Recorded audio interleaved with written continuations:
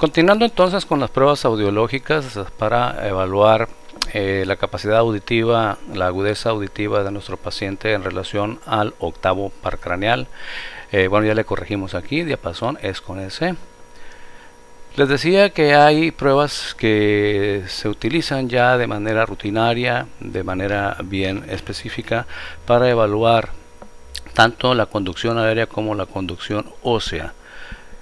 Nuestros pacientes, para ver si existe una normoacusia, es decir, si oyen bien, si hay hipoacusia, si oyen menos de lo que deberían oír, o si hay una anacusia, que es decir, no oyen nada, ya sea de manera unilateral o bilateral. Les decía que tenemos las pruebas del diapasón, tenemos la prueba de Riné, tenemos la prueba de Weber y tenemos la prueba de Sauvage. Vamos a hablar rápidamente de cada una de ellas y cuál es su utilidad para evaluar el octavo par craneal. La prueba del diapasón es la más sencilla. Esta prueba del diapasón nos evalúa exclusivamente la conducción aérea. Consiste en lo siguiente: ustedes golpean su diapasón y se lo colocan a unos cuantos centímetros en un oído a su paciente. Le preguntan si percibe el zumbido. Seguramente lo va a percibir porque lo tienen a un ladito de la oreja, y se lo van a ir alejando, ¿sí? Se lo van a ir alejando lentamente, y le piden a su paciente que cuando ya no perciba el zumbido levante la mano. Cuando él levante la mano, eso significa que ya no percibe el zumbido, y entonces ustedes calculan más o menos la distancia a la cual dejó de escuchar. Mientras sean más de 30 centímetros, eso quiere decir que su conducción aérea es buena. ¿Sí? Hay individuos que lo pueden escuchar hasta medio metro todavía, bueno, tienen una agudeza auditiva excelente, pero con 30 centímetros es más que suficiente. Y luego hacen lo propio con el otro oído.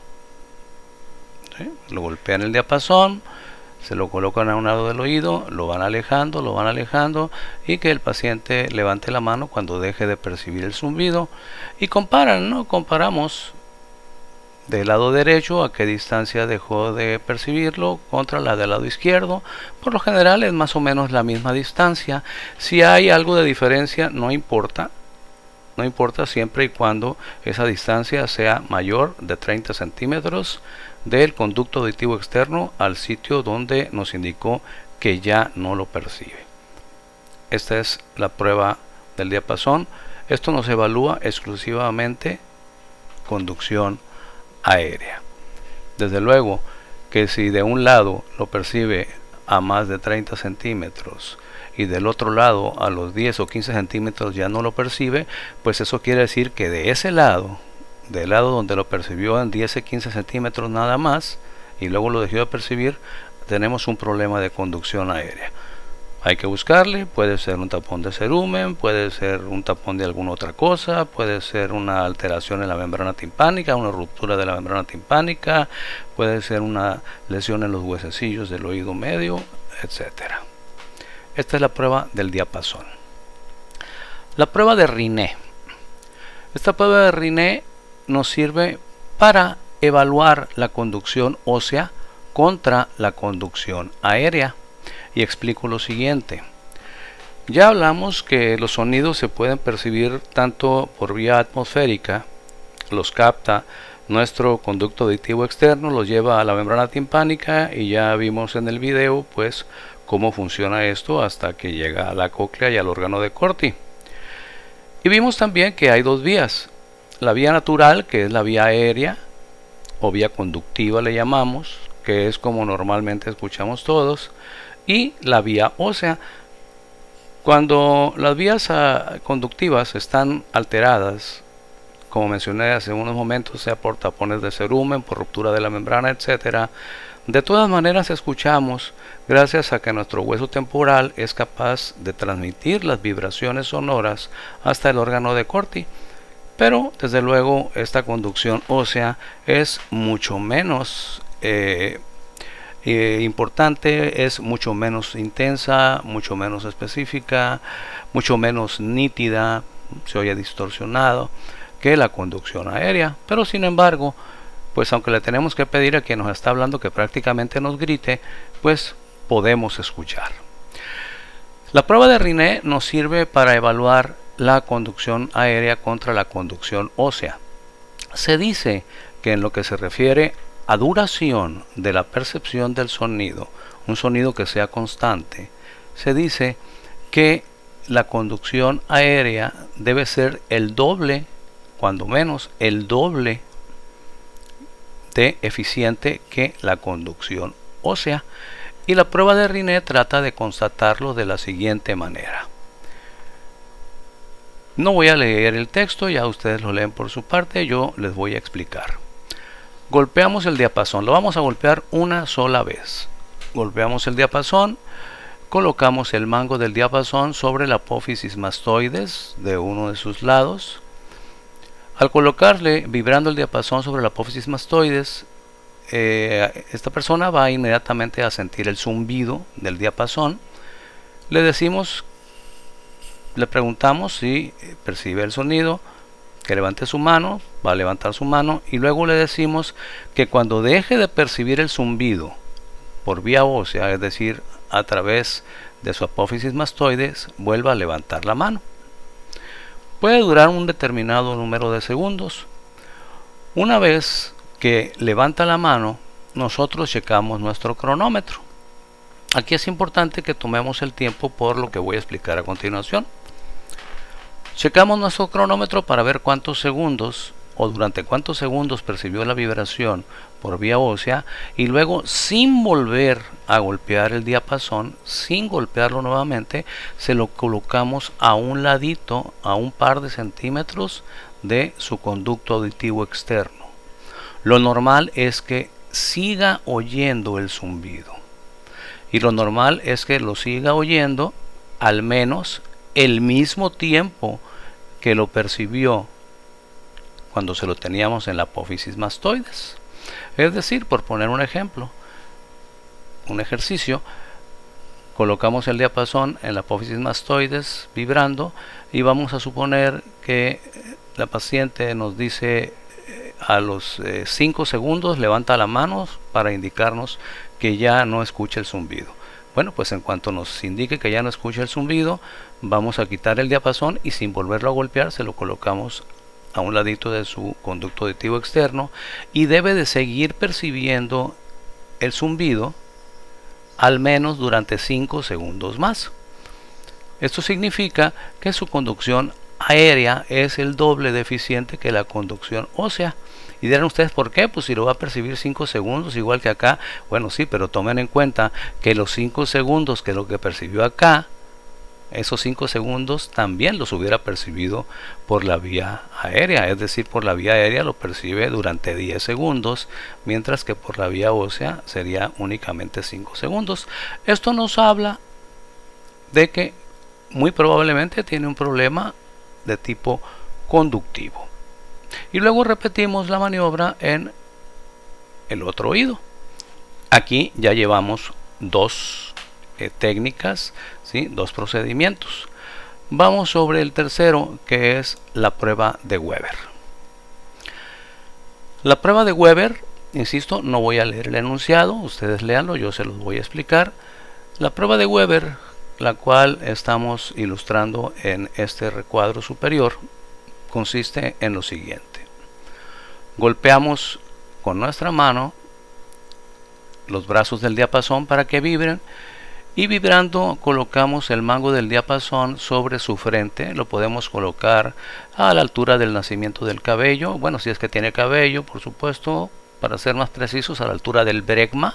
Si se acuerdan lo que es el bregma, ¿verdad? Donde se une los dos huesos parietales con el hueso temporal, el hueso frontal, perdón, dos parietales con frontal, se lo colocan en el bregma, vibrando, y le preguntan al paciente hacia dónde siente el zumbido. El zumbido lo debe de sentir ahí, en donde le colocaron ustedes el diapasón, aunque muchas veces les dirá que se les pasa igual para ambos lados. Ambas situaciones son normales, si lo siente donde le colocaron el diapasón o lo siente hacia ambos lados. El problema, una prueba de Weber patológica, sería si les dice que escucha más fuerte el zumbido de un lado. Si ese paciente escucha el zumbido más fuerte de un lado, eso significa que de ese lado, es decir, del lado hacia donde se lateralizó el zumbido, tiene un problema de conducción.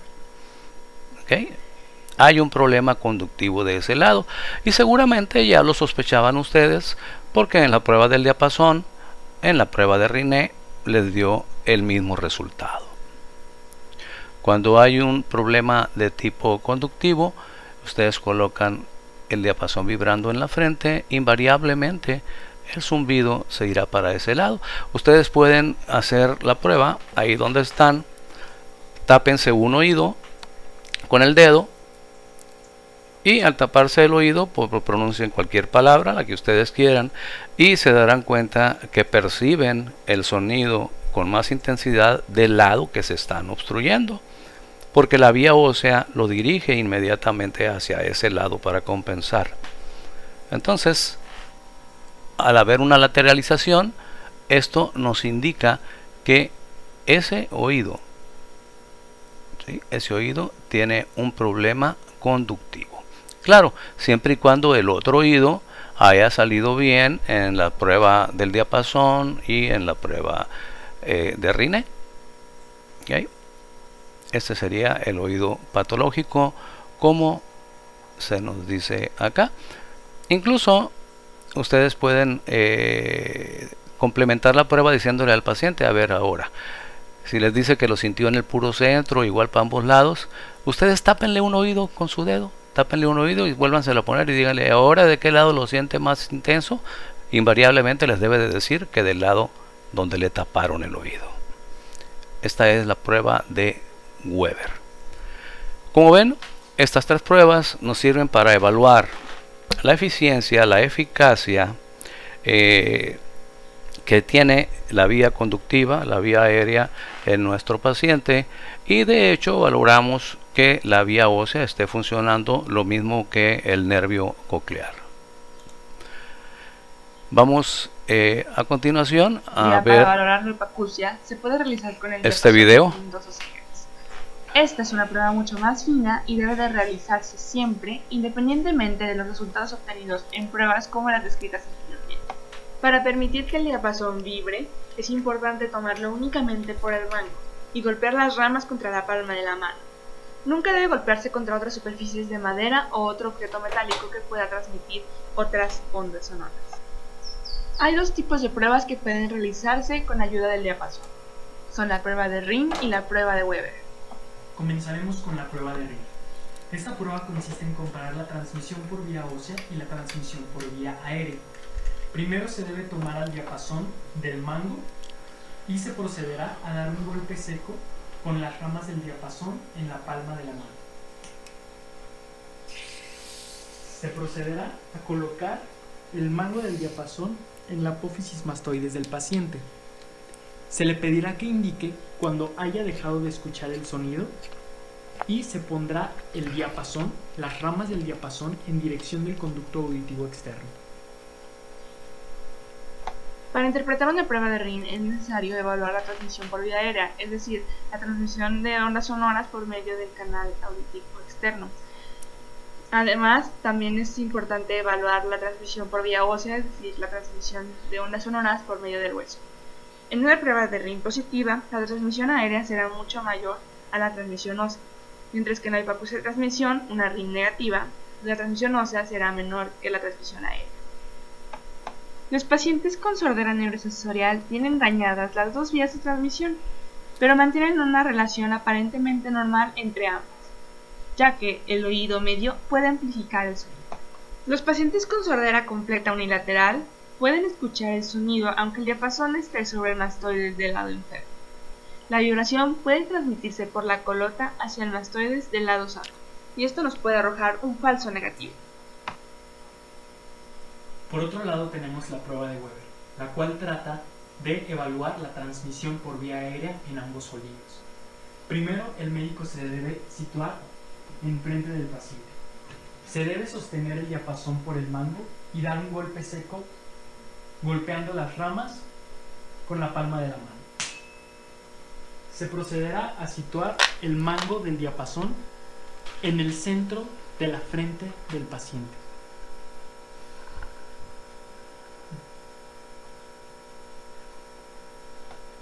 En una prueba de Weber, lo normal es oír y sentir las vibraciones del diapasón en la frente.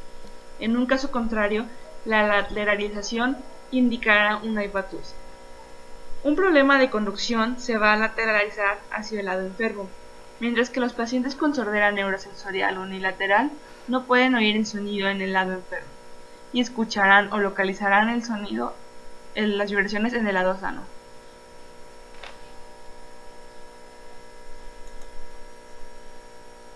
Bien. Otra prueba, aunque esta no es muy confiable en realidad y se utiliza poco, es la prueba de Swabash. Esta prueba de Swabash consiste, vamos a leer el texto, en comparar la capacidad de audición del paciente contra la del examinador por conducción ósea. Coloque el diapasón alternativamente sobre la mastoides del paciente y la suya propia hasta que uno de los dos deje de percibir el sonido. En condiciones normales, el paciente y el examinador deben escuchar el sonido durante un periodo de tiempo regular. Esta es una forma de realizar la prueba de Swabash, pero otra forma mucho más práctica que les voy a explicar es la siguiente. Les decía, esta prueba no es muy específica, no tiene una especificidad muy alta, por el motivo de que para que esto sea realmente confiable necesitamos estar 100% seguros de que el examinador está completamente sano en lo que se refiere a su agudeza auditiva, porque la prueba consiste también en lo siguiente: ustedes van a golpear el diapasón y se lo colocan al paciente a un ladito, a unos 2 centímetros de su conducto auditivo externo, ya sea el derecho o el izquierdo. Se lo colocan y le piden que levante la mano cuando deje de escucharlo. Una vez que el paciente deje de escucharlo y levanta la mano, sin volverlo a golpear, se lo colocan ustedes como exploradores a un ladito de su conducto auditivo externo. Si ya no lo oyen, pues se puede asumir que el paciente está normal de ese lado, porque pues si ustedes no lo oyen, pues él tampoco. Pero la realidad de las cosas es que esto puede significar una de dos. O puede ser que tanto el paciente esté bien como ustedes, o puede ser que los dos estén mal, ¿no? Puede ser que el paciente tenga un problema de hipoacusia y ustedes también, y entonces ninguno de los dos lo oye. Se considera que cuando hay una hipoacusia conductiva en el paciente, pues él va a dejar de escuchar y ustedes se lo van a colocar y van a seguir escuchando. Eso es una prueba de que su conducción está deteriorada. Pero, insisto, el hecho de que ustedes no lo escuchen no necesariamente quiere decir que el paciente está bien. Entonces nos quedamos con la prueba del diapasón, con la prueba de Weber y con la prueba de Rinne, que son mucho más, pues diríamos nosotros, confiables para evaluar la capacidad auditiva del paciente. Finalmente hablaremos de las alteraciones del nervio vestibular. Recuerden que el octavo par craneal se llama vestíbulo coclear o estato acústico, porque también en su rama vestibular participa en lo que es la manutención del centro de gravedad, es decir, el equilibrio. Son frecuentes las alteraciones de este nervio y generalmente cuando hay problemas con este nervio es porque tenemos una laberintitis, es decir, una inflamación del laberinto, ya sea el membranoso o el óseo, y eso se traduce en vértigo, en náuseas que pueden llegar al vómito desde luego, y en nistagmos. Recordemos que el equilibrio, la manutención pues de nuestro eje de gravedad, No depende nada más del nervio vestibular, depende también de otras vías en donde destaca el cerebelo, que ya hablamos de él. Pero bueno, una persona con una laberintitis tendrá la sensación de que todo le da vueltas, se sentirá mareado, tendrá vértigo. Desde luego es muy discapacitante. El paciente, con el simple hecho de sentarse o mover la cabeza, puede sentir el vértigo. Le resulta prácticamente imposible bajar escaleras sin caerse. Y pues es un proceso, es una patología que hay que tratar lo antes posible. Las causas, como vamos a ver a continuación, pues pueden ser multifactoriales. Vamos a escuchar un breve video sobre lo que es la laberintitis. Es un proceso inflamatorio del laberinto, ocasionado por virus, bacterias, medicamentos tóxicos. La laberintitis por lo general suele aparecer después de una infección de oído, un resfriado o un proceso alérgico que provoca la inflamación de los canales semicirculares del oído interno. La laberintitis es una entidad que provoca mucha discapacidad, porque la persona no va a tener seguridad de caminar, porque ni el médico ni los medicamentos le van a garantizar de que al bajar una escalera, al bajar de un vehículo, al cruzar una pista, en ese momento le da una crisis. El tratamiento es a base de antiinflamatorios y se recomienda una semana de reposo absoluto. Es importante recordar que una crisis de laberintitis puede volver en cualquier momento. Conocemos los síntomas, entonces tratamos los síntomas, pero como no conocemos la causa, se puede volver a presentar con nosotros, ¿no? Bien, ahora veamos esto, es el nistagmus, miren. Es un nistagmus horizontal que se puede asociar a la laberintitis. El ojo bailotea, ¿sí? Se mueve ya sea en sentido vertical, horizontal, o puede ser también en sentido oscilatorio. Bien, para concluir los voy a dejar con este video. Véanlo por favor, está muy bonito.